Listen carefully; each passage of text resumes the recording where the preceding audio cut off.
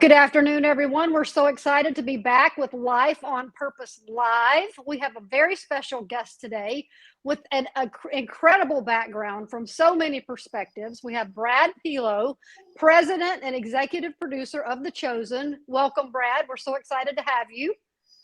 Beth, it's a pleasure to be with you. And I'm going to correct you right off. You pronounce my name Pelo, like hello. Hello, Pelo. Hello, Pelo. Well, thank you for that. That's Yeah. awesome. And I understand you just traded in your winter gloves for cowboy boots, right? Indeed, yes. In fact, I'm looking for the right brand. I'm getting recommendations from folks, but never had cowboy boots. Well, since I was 3 years old. I had them when I was 3. Well, I've enjoyed, we were talking before, getting to know Brad's wife, Melody. We're in a prayer group, an online group to pray for The Chosen. So I knew that little tidbit about y'all moving closer to Texas from his wife. And you also have 12 children, not 3, not 4, not 10, but 12. We have 12 children. I can see them over my shoulder Look at here. that. So that's our Christmas card. 19 grandchildren and 12 children. Yes, I'm a very proud papa. I'm so excited. That is amazing. So before we get to The Chosen, I want to talk to you about, what a background you have. Technology when technology was just becoming like the thing. Gaming, television production, ancestry.com. And at 8 years old, you said you wanted to start your own business and change the world. How did you know at 8 years old you were going to actually do that? Well, I aspired to do it. I had a beautiful mother who read bedtime stories to me as a child. And one of my favorite books as a young boy was a book called Little People Who Became Great. And Wow. each chapter in that book was the story of a by then famous person, so Abraham Lincoln, George Washington, Thomas Edison, and it told the story of their childhood. And then it described how they dreamed of a better future and what it is that they created in their adult life to make an impact, have an impact on the world. So that's how I became inspired. My mother reading stories of other living and deceased human beings who I could try to be like. Well, that's so interesting because I truly believe the way to change the world is one story at a time, which is so much why I do what I do, because I think if we get those great stories out there and inspire others, it changed your whole world and your whole life. So, and you were so successful early in that you had an article written to you about you, and I believe your brother-in-law as the teen tycoon in the New York Times. And so how did you become so successful so quickly? Because it's not just about stories, it's about skill and planning and strategy. Well, first of all, I was 16 when that article in the New York Times was written, and it was not because I was successful, it's because I was unusual. So this would have been in, I believe, 79 when that article was written. We didn't think of entrepreneurial endeavors being young people's things to do. You know, it was something that the traveling salesman who decides to leave the big company and start his own sales company. So yeah, that's what was unusual about me, is that as a teenager, I had already started my own business. In those days, it wasn't even legal to start your own business as a teenager. I had to find an adult to sign the legal documents for me. So that's what made my story unusual. I just happened to be a young kid who decided I wanted to grow up faster, probably than I should have. So, and in terms of success, Beth, you know, I've come to see success very differently at this stage of life than I did as a young man. I was very ambitious in my early career, and kind of was following the formulas of the world. I was raised a Christian. That same mother who read stories to me about famous people also read stories to me about Jesus. So I professed the principles of Christianity. I think I was fairly honest and hardworking and charitable, but I was still doing it in the world's way.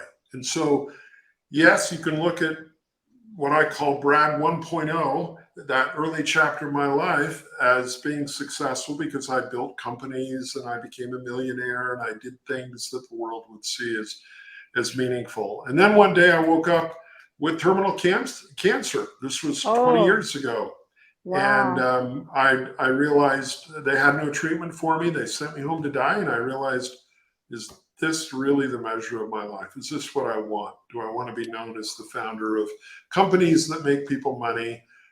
In the meantime, it had taken me away from my growing family. I wasn't a present father or husband, was not living out my faith abundantly. So yeah, I don't like to think of my life as having been successful, at least at that stage. And then I entered the second stage of Brad. I call it Brad 2.0, and I didn't die, is the good news. Praise God. Amen. And Brad 2.0 became a very much more present father and a husband and neighbor and friend and brother and son. And that kind of brings me to Brad 3.0, which is what I'm living now, which is a surrendered Brad. So I left ambition to be present, and now I leave not only being present, which I work on, but also being surrendered and just leaving it to God to do with me as He wishes. And the measure of my life is the degree to which I've given myself to Him.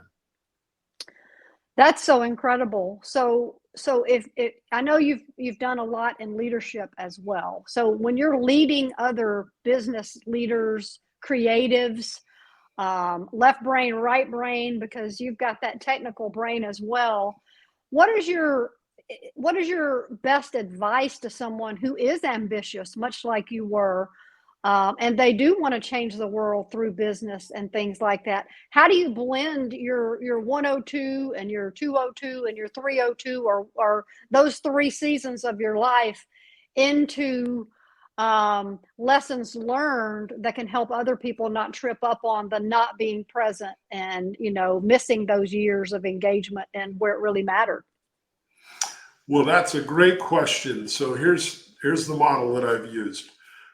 Brad 1.0 looked at people as means to an end. You could think of them like chess pieces on a board. And so they might be useful, they might be in the right position, they might not be, but that's sort of up to me to figure out how to play things out.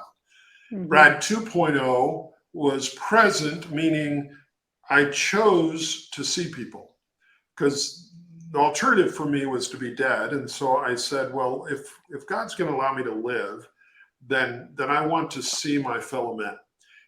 And so my work in Brad 2.0 became much more around, what are your giftings? How can I enable you? And so that would look like mentorship, maybe mentor leadership. I was still leading organizations, but I was really looking for the giftings that others were bringing, not to me under my own ends, but to the team as a collaborative effort. So that's where the right brain and the left brain people need to come together to appreciate each other's strengths. And I, as a leader, become a facilitator of synthesizing all of that together. And then I would say Brad 3.0 is not only looking at the giftings, but he's asking God. He's saying, of these giftings, of these people, how can I bless them? How can I bless them through my leadership? Not just to help them bring their giftings to the table, but beyond what's evident in the workplace, what is it in their personal life that's important? Where might they be struggling in family or health or other issues? And so then I kind of had to I had to release the boundaries that I had put. So I went from objectifying people to seeing them, and now to inviting God to see them through me, using me, I should say. That's incredible, because we're living in a world that's disconnected. We've got a lot of young people who feel isolated, they feel invisible, and yet technology, and you've been on the ground floor of some really incredible things that Nintendo, Ancestry.com, this technology thing has been great. But at the other end, we've got to have discipline where technology is concerned, because if we don't unplug from the devices and everything, then we do disconnect from the people. So at 3.0, now you've learned to utilize the best of that world, but at the same time not become consumed by it. Is that like a skill that we all have to learn? It's a skill we all have to learn. And I think of it this way: our children that are digitally native, meaning they've never known anything but the native world, the native Mm-hmm. digital world, um, they kind of look at those digital devices as like air we breathe, right? It's ever present. And so we look at them kind of critically. Why can't you put that down, right? Mm-hmm. The truth is outside of what I call the algorithm driven social media world, where I think it becomes very unhealthy, I think most of them are better equipped than we are as adults to kind of engage digitally.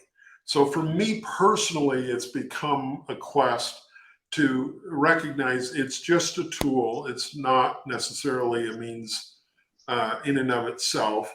And I have other great examples. So I'll use Dallas Jenkins, who's the director and creator of The Chosen. He is very digitally adept, almost to an extreme in terms of he says to us, "My love language is texting." But when you are with him, he's totally present. Like his phone is Mm. not out. If he ever takes it out, he'll just tell you, "I'm taking notes," and he is. He's right there with you. And so I Mm-hmm. think the discipline that we need as a society, particularly those of us that are not digitally native, we kind of get sucked into the why isn't this working, and it didn't beep at me when it should have, and I missed that message, and we kind of become obsessive about it. We need to learn to just set it down, put it to bed with the children, not take it to bed with us. Yeah, there's no one more important than the one sitting across from you right now. The old "Love the One You're With" song is something somebody taught me years ago, and that's so true when it comes to technology. So, in talking about technology, as a filmmaker, as a very successful filmmaker, we have an opportunity to use the World Wide Web, the technology, the streaming, and everything, to reach the world with great media, as what you're doing. And there's a lot of filmmakers out there. I know you've been involved with publishing and things like that. All the people that have a purpose and they feel like God's called them to make a movie or write a book or step into that next level of faith and dreaming and entrepreneurship. What do you say to someone now that you have conquered some of those hills about taking that and keeping it excellent? Because if we're going to do it, we got to do it really, really well and not cut corners, right? Yes. Now, here's the challenge we have: that God's given all of us breath, right? Our hearts beat because He allows it, and in whatever giftings we have, whatever passions of our heart, our purpose, our life's purpose, if we want to think about it that way, is is the blessing of being able to use that. But it's in the using it that the gift becomes enlarged, and I'm not going to judge another's gift based on its presence next to someone else's presence. Meaning, uh, in the filmmaking realm, uh, the industry is built around criticism. It's a profession, right? We call them film True. critics. Mm-hmm. And we ourselves, when we talk about a show, we compare it to another show. When we read a book, similarly, it's like this book, but not as good or whatever. So we've been raised to think that our gifts need to be judged by others. And unfortunately, that's the failing, because some of us become frozen in just the prospect of judgment by others, meaning we hide the gift under the bushel, to use the proverbial scripture. Mm. Mm-hmm. Others of us live small. so we say, this is my little gift. I hope you like it. We're kind of bashful with it, right? Um, others might be on the other extreme. It's like, look at me, I'm wonderful, I'm great, and a little narcissistically, we say my gift's important. But I believe when we humbly give our gift and just let it be, and let us remain open to learning in that process of, how can that gift bless? Um, One way to think of it professionally is, what is the audience? So when I was a publisher, people would bring manuscripts to me and they would say, I know for a fact that this needs to be published by you, because if it's published by you, it'll reach this large audience. And I would read the manuscript and I would say, this is a beautiful manuscript, but I think you've got your audience wrong. This is like the perfect legacy manuscript for your family or for your church community, for people who know you, people who want to feel connected to you, who want to learn from your life experience. And don't take that as a rejection. Take that as, that's the gift's purpose. The fact that I choose not to publish it and make it available to millions of people is not a judgment on you. It's just, live where you're planted. And as that little plant grows and blossoms, you'll become better qualified, or you'll attract an audience that can see what you're doing here, and you kind of grow out of that spot, rather than imagining I'm only successful if I get the gold medal. So that's my advice to people: is A, to honor the gifting you've received; B, to not be your own worst critic of it, nor to listen to the criticisms of others. Do listen in a spirit of learning, but recognize the difference between criticism and mentorship or correction, particularly godly correction. We want that. And, Yeah. and then live as large as you can within the garden you're planted. That's so well said. And, it's so true. And people, I mean, my book is Life on Purpose. We did a TV show called Life on Purpose. What do you say to someone who's struggling with the idea of their purpose? What do I do with my life? Yeah, we all want that little ticker tape to come out of our Yep, pocket we that do. says, We want the memo. We want the yeah, memo, A, B, C, and D. yeah. So here's what I believe.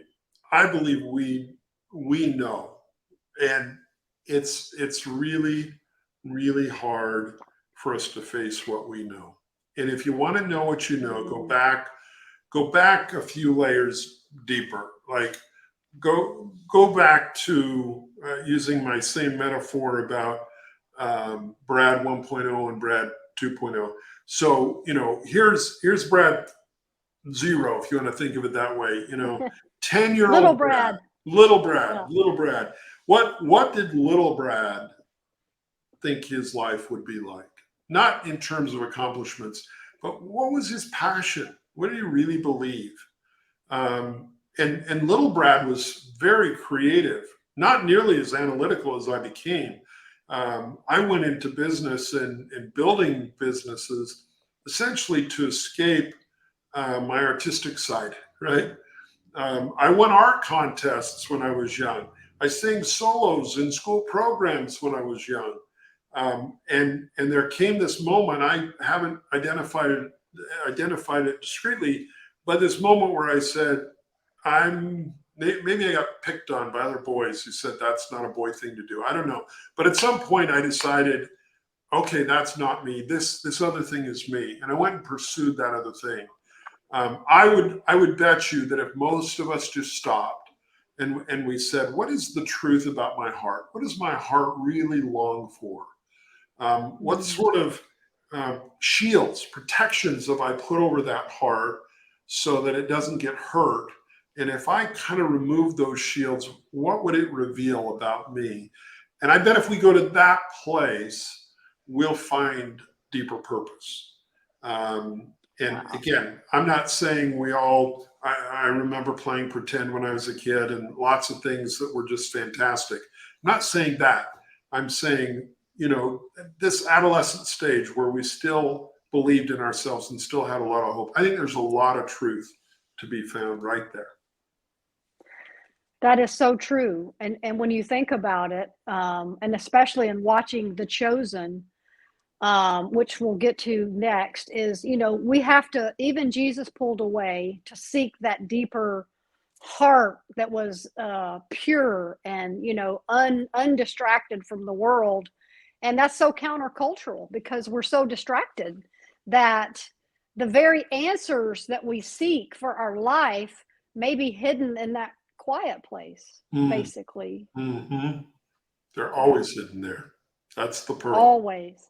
That's the pearl. That is such a good thing. That's such a good word. So let's go into The Chosen, because I know we don't have a lot of time. So what's it like to work in the midst of all that crazy, fun Chosen stuff? It's crazy. It's fun. It actually is a beautiful thing to witness. I consider myself sometimes an observer because they're big pieces of the business. I have little to contribute. I don't write story. I don't direct. I don't do what Dallas Jenkins does. He's brilliant, genius. My job here is to enable that to happen effectively, successfully, without obstacle, and then to take that creation and bring it to the world. And that's why this is such a beautiful thing to witness, is because if you've ever heard Dallas's story, he came to this place of surrender in his own life. And, Yes. and once he kind of gave what he calls his loaves and fishes and stopped worrying about who it impacted, who it reached, then in that freedom, it reached an audience far beyond what any of us imagined. And so I see that every day in 1,000 ways.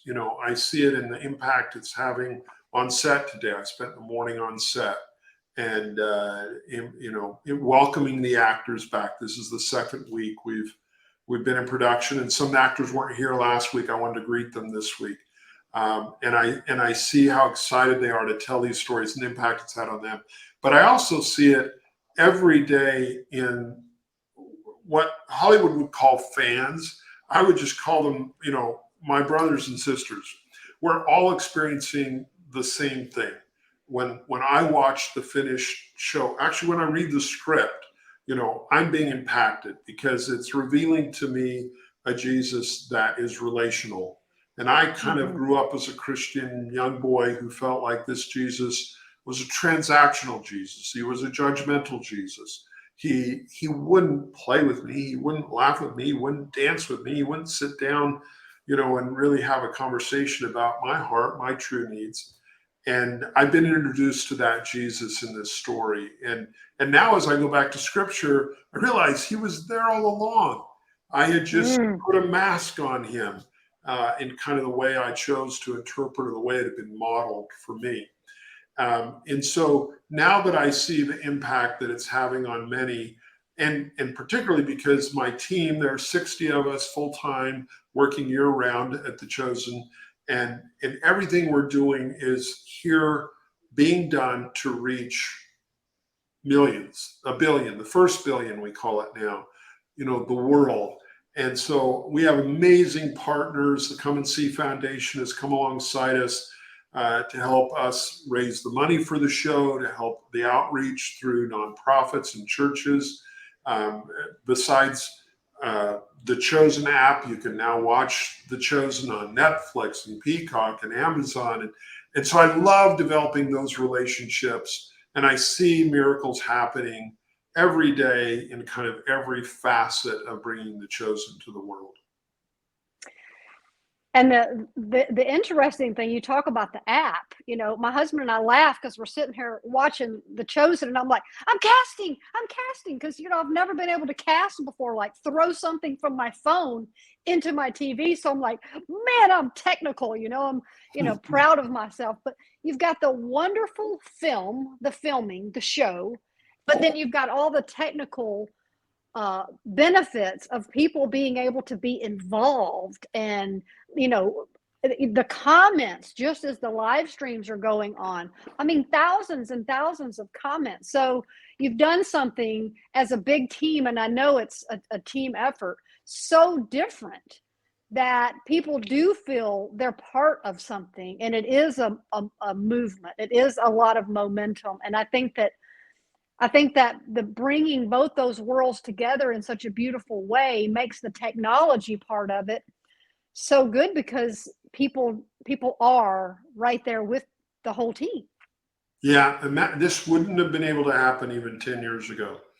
And so when I did my first film, which was 20 years ago, I had to simply make a film and go deliver it to the studio, and then they put it in theaters, and then they put it on DVDs or VHS tapes, even in those days.